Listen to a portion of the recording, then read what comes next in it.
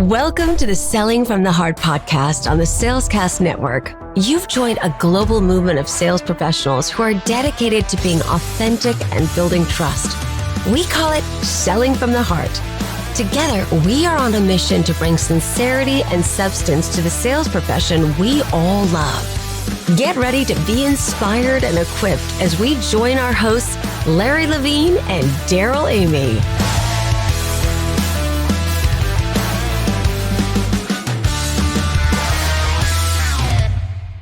Does your CEO value trust and authenticity as a foundation of your company culture? If so, they'll love my award-winning book, Selling in a Post-Trust World.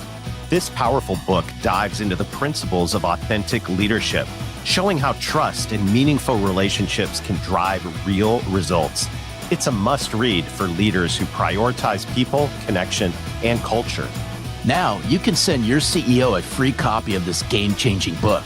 It's simple, free, and the perfect way to celebrate a leader who leads with heart. So visit ceo.sellingfromtheheart.net and we'll send a free copy of the book to your CEO today. That's ceo.sellingfromtheheart.net. Because leaders who value trust will embrace this book and take your company's culture to the next level. Hello and welcome back to the Selling from the Heart podcast. Your co-host, Darrell Amy, here today with Larry Levine. What's going on, Larry? Hey, great seeing you. What's not going on? Spring's in the air. We got a lot of things happening. I'm excited about our guest today, Darrell. Get ready for the 50% rule with our friend Erin Hatzikostas. We've got a great conversation ahead. So many wonderful things going on, and the incredible community here at Selling from the Heart. Every week, we like to give a shout out to one of our friends, because this community is across all industries. It's around the world. It's really incredible, all the people we get to meet along the way that are selling from the heart. Hey, I just wanted to give a special shout out before we bring Erin on to Jeffrey Lerma, and just a great guy. He's the CEO and president of Supply Solutions in Cypress, California. Great guy. I've had a privilege to meet him and his team and work with them. Hats off. You're leading a very good team, all from the heart. Here, we are cheering you on. Well, today we are excited to welcome our friend Erin Hatzikostas back to the studios. You'll remember Erin as a former CEO turned authenticity champion and founder of Be Authentic Inc. As a CEO of a $2 billion healthcare financial institution, Erin grew earnings and dramatically boosted employee engagement by embracing radical authenticity.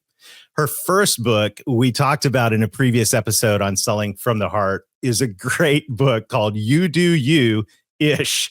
But her newest book, The 50% Rule, reveals how authenticity can transform your career and unlock your success. Erin, it's great to have you back in the studios here at Selling from the Heart. I'm so glad to be here. I'm going to totally out you. I love it. Audience, Darrell just botched my intro twice. And let me just tell you, it wasn't my name. He said my name perfectly, which everybody gets wrong. And then something else happened. And I really my whole brand is about imperfection. So editors, it was great. Put in the bloopers. I love it. No bloopers. And here's what's the best part of it. Nobody even knows about it except us three. I know, they do now. Until now. That's good. It's always fun when you introduce your podcast guests as an author, former astronaut, and 8 times TEDx speaker. So, hey, we're good. WWF champion. That's true. Oh, there you go. We're here to pump you up, Erin. This is going to be a lot of fun. And as we get started, though, you know the question that every guest on this Selling from the Heart podcast answers, and that is, what does it mean to you, Erin, to sell from the heart? You know what? I think it means having the freaking guts to leave the BS behind. Period. It starts there. Leave the fancy words, leave the stuff that makes you feel like you're getting the test right, like the 83-page PowerPoint deck that looks nice, having the guts to not do what's normal, but do what's needed for that client. Oh, you got to expand on this. I love this. Just leave the BS aside. You got to dig in deeper on this. Just keep going. You know what? It's good stuff. It's so interesting too, Larry, because when we spoke the first time on the podcast, it's been a couple of years, right? Yeah. And when I first started preaching this concept of authenticity as a strategy, and as you know, I define it differently, and that's why I have the sassy name You Do You-ish, because it's not just be yourself. my focus really was on the HRE side of things, the natural, like it makes a better culture, it makes better leaders, it helps your career. And it does all of those things. But the thing that I've really come into and that like gets me all like Tom Cruise up on Oprah's couch. Remember when he was like dating Katie Holmes and we're like, what a freak. Like, but he was so dang excited about his relationship with Katie Holmes. Is that it also helps you differentiate externally. And I think when we first talked, I don't want to say I'm in the sales world, but I wasn't talking about this as the thing that also makes you stand out. And what I had this epiphany. I actually had a company that hired me to talk to their sales team. And I was like, dumb, you idiot. The same things you teach internally, because purposely being more authentic creates connection and trust and intrigue, right? That's sort of what I had always said. Well, same thing externally. It creates connection, trust, and what I call differentiation. But to your point, you asked me to dig in. It takes guts to do that because everybody hears authenticity and say, yeah, that's easy. That's what I do. And it's like, no, you don't. No, you don't. You might at a dinner meeting, you might in a one-on-one, but when it gets to the big setting, it's the proposal you have to put together. It's the finalist meeting. It's the email to the CEO. Most people revert back to passing the test.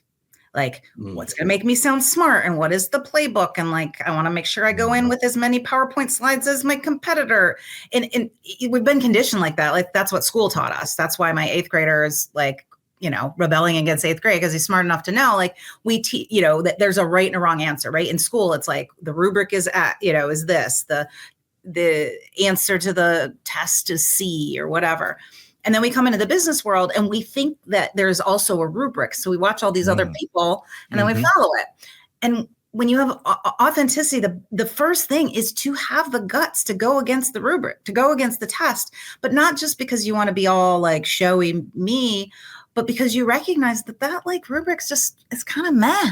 Like, people don't want to sit and listen to 83 pages of PowerPoint with fancy bullets. People want to maybe smile and laugh and have a word or two that's a little funny or authentic in their email versus being very transactional. And I will get back to you at 8:00 when I have the, and so it takes guts to sort of get that BS aside, get that rubric, that playbook, that normal, put it aside and give people what they're really craving, which is something fresh and new and more authentic. But boy, the animated PowerPoint though, there's something really, really unique about that. Does not close the sale. I'm sorry, Darrell. I'm sorry to take it to you. All those late nights you spent in your room doing PowerPoint that you don't want to do was a waste of time. Sorry. It is interesting though, when you think about how hard it is when you get in that high stakes situation. You mentioned, if you're hanging out with your friends, you're hanging out with your family, hanging out, even in the office, a lot of times it's not that hard, but all of a sudden you get in a high stakes situation where you've got a big prospect or big audience in front of you. And why do you think those situations cause us to revert to robot? I think our fear of getting it quote unquote wrong is greater than our fear of not having success. And, especially in corporate America, when you might have a boss in the room or you have these clients, like, we're just too worried about getting the test right versus, crushing the class. I don't know. The metaphor is not even what it is, and we just, I think and it takes work. So I want to give you an example. I just caught up with a client of mine 2 days ago. I want to give you an example of what I mean, like why it takes a little bit of guts and it takes work. So, you have to stop and think. So I have a client that I worked with for a number of 6 months with their sales team and did a number of things to help them understand authenticity and coach them real time. And I caught up with him.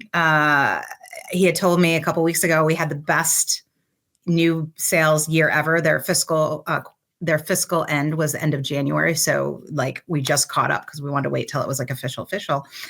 And then he was, and it was funny because he was sort of like, oh yeah, by the way, I did something a little bit different at this meeting of our largest client we've ever won. And I was like, Chris, like, yeah, by the way, like, I like, this, I need to hear this. And he said, I had this idea, and I even called the new sales agent that I had just brought in because I knew it was going to be her. And I was like, it was her client, but she was very new. And so Chris was running it. And he said, you can tell me not to do this. But what had happened, they had a client, an existing client, a different existing client of theirs, whose CEO, get this, wrote a poem to them about how amazing they were. Wrote a poem. And so Chris said, instead of opening up with our normal, like, here's the agenda, here's what we're going to walk through, I decided to open up that meeting reading the poem. And my point was, of course, I was like already mad at him. I was mad at him because he was asking somebody to potentially talk him out of it. I'm like, hell yes, you do. Because that one poem, who has a client, let alone a CEO, write a thank you note, let alone a poem? And that is like such an incredible trump card over anything you can say for the next hour or 2 hours or 3 hours about how much you can trust that company if you work with them and just how great they are to work with. And so for me, it was obvious, but then I have to remember, like, I'm used to, like, I am just addicted because I've been doing this and collecting data for so long. And that data has made me more excited and addicted to doing things differently because I know I'm going to get a good response, but not everybody has. So for Chris, though, in all sincerity, even though we had spent 6 months of doing sort of authenticity training, he was like, this is weird. Like, I can't believe I'm going to do this. But knock on wood, they're still waiting to hear, but they believe they're very likely to land this client, and it's the largest client they've ever brought on. So I love it. Yeah. Oh, this is so good. And I've always said this, Erin, and you've probably seen it on social a couple of times. I said, authenticity is a lifestyle. It's not a light switch. You don't just flip it on, flip it off, flip it on, flip it off. It requires constant work, constant practice, and you got to live it. Because if not, you're going to get called out on the carpet on it. You're going to get called out, and you're not going to collect the data that keeps you propelled. As weird as that sound, I always tell people, like, I tell them, I don't change people, I change their addiction, meaning you're just going to start to take a few moves that are a little bit different, like starting a sales meeting with something, maybe it's not a poem, but it's something different, right? But what you probably haven't done in the past is like collected data, i.e., not just the win, but like, what is the look on people's faces? How much, I asked him, I said, what was the mood of the meeting? He goes, they really paid attention the rest of the meeting. I was like, yeah, because you gave them something I expected and they're going to stand on guard. So like collecting that data, even as small as like, normally when I meet with the CEO, they multitask a lot. I can tell they're like looking away, and they didn't when I did, this something more authentic, or they responded to an email they usually don't because I used authenticity. And to your point, like that collects data and gets you addicted. That's what creates that lifestyle. I love that. Right. And if you go back and forth, you're not really going to have a clear sense of like what is working and what's not, as weird as that sounds. I like that. Getting addicted because you've collected the data. This is fantastic. Well, I want to talk about the other 50%, the 50% rule. Congratulations, by the way, on the release of this new book.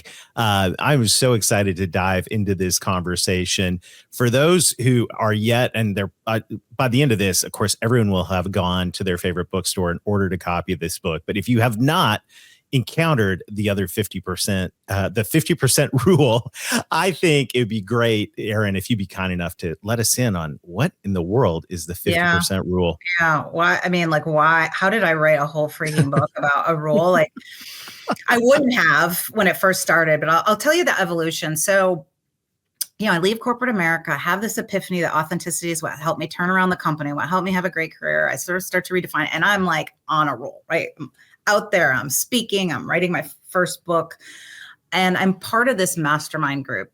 And we were in Nashville for a 2-day event.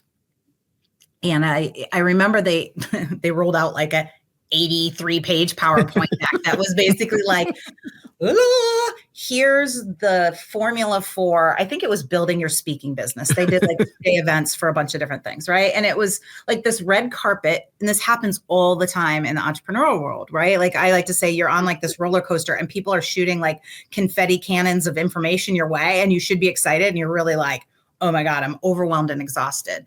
And that's what happened to me. I had all this playbook, and I just, all of a sudden I should have been excited, and I actually felt paralyzed. And I remember sitting there thinking, and I have to tell you, the 50% rule, I used to use this in a different context. I used to always, when I gave career advice, I would always tell people, anytime you take your next job, you have to be 50% uncomfortable. And I kind of called it the 50% rule. And so it was like this other rule. And I kind of like took it out of my, proverbial, attic and dusted it off. And I thought to myself, what if you 50% rule it? And what it meant to me that time was, what if you give yourself permission to only take half of what they're teaching you in this playbook and in this session, and you throw out the half that doesn't feel authentic, doesn't feel like it's effective anymore. Maybe it feels old and stale, or you just don't want to do it. It just doesn't feel right. But don't just half-ass it. Then bring in your own 50%. So like curate your own ideas. And I know when I first say this, right? And so what happened as soon as I did that, like all of a sudden I went from like paralyzed to like excited and motivated again. And there's science behind that. We can talk about that in a little bit if you want. So I felt really motivated. Now I will tell you, I'm just going to be upfront about this. Anytime I tell people this rule, so it essentially is like anytime you do something new, or you're getting advice from somebody, or you're handed a playbook, only do about half normal and then do half new, right? So like half thrown out, half new. I will tell you, most people I tell this at first, they're like, yeah, I do that. And I'm like, no, you don't. Not all the time. And I can tell you this because I will tell you, when I was writing this damn book, I wasn't 50% ruling things in my life. So what I mean by that, and that's my sassy way of saying you do, but you don't do it enough. And so what happened, so I had that incident. Of course, then I went on my merry entrepreneurial way because I was so overwhelmed, right? I'd been in corporate America. I'm learning all these new things. And I would do something else. Like I took Amy Porterfield's course thing, and I get so wrapped up in the 100%. And I was like, this is how she does it. And this is how she recorded it. And then, 3 weeks in, I was like, oh, you dumbass. You need to 50% rule it. It like, you need to throw out the stuff that works for her, but not for you. So I was using it, but I would like take me a while to get back to it. And then what happened really for the next couple of years, it felt like every time somebody had come to me with an issue, whether it was a client or a friend, I would just like, it would puke out of my mouth. I'd be like, why don't you 50% rule it? And they'd be like, huh? What's that? And I would explain it to them, and I would watch them just get unlocked. So it was friends. It was my team. We would be working on something. I'm like, Rachel, 50% rule it. And it's like such a shortcut that as soon as I would say that, it would like take her out of her trance and be like, oh yeah, let's do it, sort of half normal, half new. And so that happened for a couple of years, still not crawling out of me as a book at all. And then all of a sudden, I remember seeing it everywhere. So the first time I remember seeing this rule in the wild, if you will, was I was at Hamilton. I finally saw Hamilton a couple of years ago.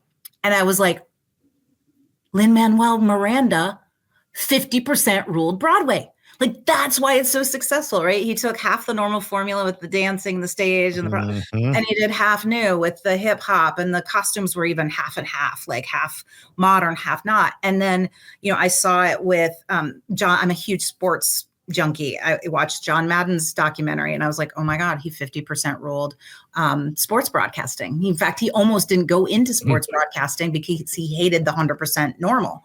He thought they were hair dudes. Like he thought Howard Cosell was like, fake. And so he did, like he learned he decided to do it, learned half the job, and obviously did it very different, right? With his writing on, and coaching style and all of that. I saw it with Weird Al Yankovic. Terrible, horrible singer, but he 50% ruled music and it skyrocketed. I saw it with the Savannah Bananas. I got to know Jesse Cole in an interview. Great guy. Super great guy. And if you watch their trajectory, like, yes, he turned around the ballpark, Grayson, the team, Savannah Bananas, when he got a new name and he did fans first type stuff, but they did not explode, because they exploded. We can all agree with that. until they reinvented half the game and created this concept of banana ball and actually left the regular league and only play a game of baseball that has like half of the normal rules, but they got rid of like a lot of the normal rules, right? Like when you walk, you don't walk, you have to throw it on the base, et cetera. I saw it with Shopify and Whitney Houston. And so, the notes on my phone started getting long. And so what I realized and why I'm like, so love this rule so much in this book is that it is a thing to help you get over your shit, right? Like to get over your limiting beliefs, get unstuck and motivate you. But it's also like a shortcut to leadership. Like anytime you tell your team like, oh, here's the project, here's what to do. But by the way, 50% rule what I tell you to do, give them that autonomy. And it's also the thing that can grow your business. So it's like, it's this thing that not only motivates you and unlocks you and lets you get to do things more authentically, but it's also the thing that, like I say, helps you go from unnoticed to unmatched. Because here's the thing. Why? Because people are craving it. People get sick of the same playbook, the same old email, the same old sales presentation. And as soon as you give them something that's tethered in normal, that's why I like the half that's normal, but then is half new, it just wakes them up. It gets them so excited and it makes you leapfrog, everybody around you. Hey, you know what I like about this? The first word, I'm sitting here listening to what you're saying, and this is the word that just keeps just going on and going on. It's been in this big circle now for a couple of minutes. It's creativity. Yeah. This just allows you to be creative because so many of us, and I'm guilty of it. I try to read something through and I hold myself accountable. You got to understand all of this. Mm-hmm. No. If I applied that and then I allowed myself to be creative, then what happens? And I think that's the word. Are you tracking with me on this? Yeah, absolutely. And the other thing, yes, creativity, and the science behind it too is there's something called the self-determination theory. Have you guys heard of that before? Mm-hmm. I hadn't, but when I was writing the book, I was like, oh, how about I research if I'm like making shit up or if there's actually some science behind this? And, is this just Erin that gets excited? Or I knew it wasn't just me, but so the self-determination theory is a well-researched theory that shows that people, when they have autonomy, are much more motivated. They did all kinds of experiments, where they put people, the one I wrote about in the book was they put two different groups into two different rooms to solve puzzles. And one group, they told them, okay, there are 6 puzzles. Here are the 3 you're going to solve. And then the other group, they put the 6 puzzles in and said, you need to solve 3 of these in whatever it was, 30 minutes. And the real experiment wasn't necessarily how quickly they solved those puzzles. So they both got done. And then they did like this fake, like, oh, we're going to do something. But then they observed what they did in the room. Now, this was back in the 70s. So they didn't get on their cell phones and scroll. They had a couple magazines in the room. But what happened was the group that had the autonomy to choose which puzzles just kept working on puzzles like 50% more than the group that didn't. And so what it shows you is when people have a say, or at least partially a say in what they have to do, they're that more motivated than if you're just like, here's what you have to do, 1, 2, 3, 4, 5. Makes sense. And what I think is interesting about this, the 50% that's grounded, the people that are experiencing this have something like, okay, there's a baseball diamond here, right? They didn't change it into a triangle or whatever. They left it there in Savannah. As far as I know, they may have changed that at some point. I think you're right. Yeah. I wouldn't put it past them. But seriously though, there's like a groundedness in this. And then, and to me, this is such a beautiful thing when it comes to sales and sales strategies and all of that, because there are some great foundational principles of selling. However, if you do what I was taught early in my sales career, which was this is exactly what you say, and this is exactly when you say it, and this is then the authenticity, the principles were great. And then I watch salespeople go to the other extreme and go, I'm not using the sales principles. That's not authentic. But if you can blend those two, and that's where I say, I'd love to hear your thoughts more on applying this to sales, because I think this is extremely powerful what you're onto here.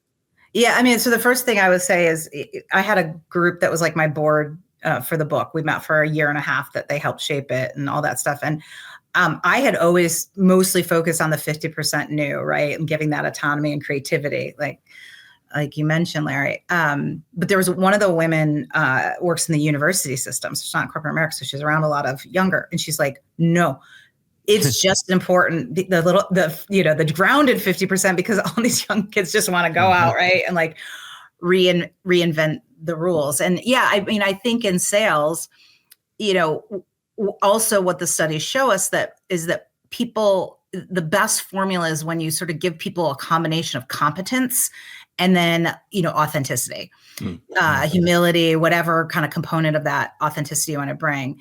If you don't, and there's also, I write about in the book, another study that sort of proved out, if you have competence and then you add a humility sort of moment, if you will get selected more than everybody else, which is, sort of proves out that it creates the connection and trust. However, if you are a group that's seen as not as competent, so like whatever that, if you look like you don't know what the heck you're doing, and you layer on the authenticity, that actually makes things much worse. And so I think that's, one of the chapters is have your humility, and it talks about the study, and it talks about how like Volkswagen did this really well. And that grounding gives you that safety of competence, right? In sales, you don't want to just do business with the fun party guy, right? That's really good at ordering the best wine at dinner and all that, right? You want somebody that has that perfect combination of being grounded and sort of what's normal and being competent, but also makes you feel connected and like they're not BSing you. And I think that 50-50 blend is like magic. Hey, you know what I think this breeds is another C word, is confidence. Is if we can bring all of this to the forefront, kind of marry everything that we've been talking about with Erin, is I think this breeds confidence, and I think it starts to breed believability in themselves more than probably ever before. Yeah, I mean, exactly right. So the title of the book is Throw Out Half the Playbook to Start Competing in a League of Your Own. I will tell you that was a compromise with my publisher, because they really wanted something that sort of described the rules. So that was the Throw Out Your Playbook. But the initial title, and sort of I say it in the book, is Stop Copying, Comparing, and Chasing Others and Start Competing in a League of Your Own. And so to your point, Larry, the confidence, like there's a whole chapter, I call it sleep running syndrome, where we get caught in this, and I call it like we get copying calluses and comparison cramps, and it's all these ridiculous metaphors. And I talk about, I don't know, Dorothy and the Wizard of Oz, and I don't know.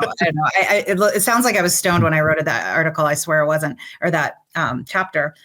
But it absolutely, you hit on something that I didn't mention that is so important. The first thing it locks, it actually makes irrelevant is your ability to compare yourself to others, which is where we lack a lot of our confidence, right? Because we're like, oh, they're so much better at building their business. They're so much better at, launching their book. They're so much better at selling their widgets. And what I like to say is, if you're 50% ruling it, you literally can't do it. You can't compare. Love it. They're irrelevant. And so it makes you so much more confident. And I use it all the time. Like, I'm in the professional speaker. Like, there are so many amazing speakers. You know how easy it is to get lost in like, so-and-so's doing this, or, someone's doing, and I'm like, and I will quickly go back. It's irrelevant, because I am doing my strategy and my goals and how I speak. And it's only 50% like normal to what they're doing. So why would I sit there and try to compare myself? It's not, I was a math major. It's, what do you call it when you like, it's not apples to apples. That's not the word I'm looking for, but you know what I mean? You literally can't compare the two numbers together because they're not on the same basis. I love it. Well, I know our listeners are absolutely going to enjoy the 50% rule. And I know they're all thinking, how do I get more Erin in my life? Yeah. So the best way to interact or stalk me, as Larry says, is LinkedIn. So I'm 2-ish, 3D-ish on LinkedIn. I'm quite active there. I'm a loser. LinkedIn loser. I'm on there all the time. Those are my best friends. So I would say there. The other thing is, if you're obviously a podcast listener, once you're done binging this, I also have a podcast called Because, just the letter B and then space, 'cause work doesn't have to suck. And so we've got, you can binge 200 80 episodes or whatever we have there. And then my website, Be Authentic Inc. You can, I don't know, see all the crazy crap I do. Awesome. this Always fun. is so much Erin. fun. What a pleasure. What a pleasure. It's so good to see you guys. And it's amazing how much your business and your brand has evolved in the last couple of years. Thank you. Thank you. Met. And I'm not just excited and proud because I know you guys and care about you guys or whatever, but because it's authenticity, and authenticity always wins. So thank you for like carrying that torch in your own way. Well, Awesome. thanks. We're grateful to have you in the community. Yes. And you're welcome back anytime. Thank you, Erin. Thanks. All right. What a great concept. Hey, Darrell, sometimes we got to have Erin back, and we got to break this 30-minute rule, because we could go on with Erin for hours and pull a Joe Rogan. Right. We'll do a Joe Rogan special episode with Erin sometime. That would be a blast. And this concept, though, of the 50%, so much of that, I think, is freeing for salespeople, especially salespeople that want to be authentic. Part of that is we got to stay grounded in half of it. And I love it. I love when Erin says, let's 50% rule this. That's awesome. There's so much good. I have a feeling we're going to be talking about the 50% rule for a long time. It may just become part of our language going forward. No, absolutely. I just have to go back, and then you can wrap this up. Is I go back to like, okay, now I'm dating myself, but y'all just got to bear with me on this. Into like the 80s when I started in sales, I had to memorize certain things, and I struggled with it. I struggled memorizing scripts and all that.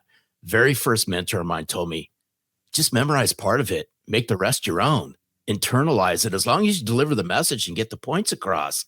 And then obviously I stopped memorizing things, and I got the framework and made up my own. But hey, Erin, I was 50%ing it back in the 80s. I just didn't know it. 50%ing it for over 50 years, folks, right there. Oh, stop. So exciting. Hey, thank you to everybody who's liking or sharing the podcast. This audience continues to grow. And every time you share the podcast or leave a review, it helps reach another sales professional who gets to encounter this show. And many of you, the things we hear is, where have you been all my life? So we want more people to join us. So thank you for liking and sharing. We've got great guests coming up throughout the spring and summer. Make sure to hit the subscribe button. And Larry, we're going to have a blast. This is so much fun. It is. We've always told you we're going to bring in fresh voices, some alumni, but more importantly, it's all to help you all become better. All right. Well, till next time, keep being genuine, keep being authentic, keep building trust. Use the 50% rule. And most of all, sell from the heart.